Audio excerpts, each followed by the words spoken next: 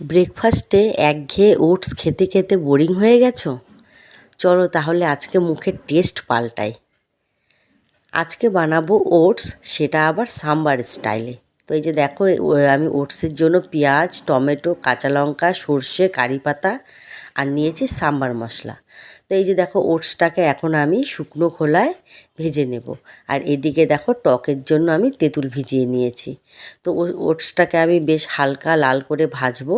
তারপরে এখানে কড়াইতে আমি সামান্য সর্ষে আর একটু হিং ফোড়ন দিয়ে নিলাম। তারপর এটাতে দিয়ে দিলাম কারি পাতা। এবার দিয়ে দিব জল।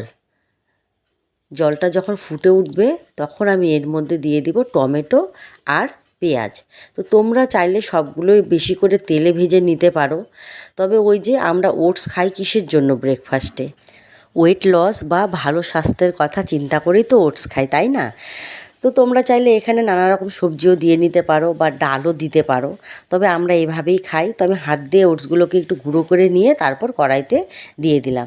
তখন ওটসটা যখন ভালো করে সেদ্ধ হয়ে যাবে তখন আমি এইখানে এই যে দেখো, তেঁতুল গোলা জলটা দিয়ে দিলাম।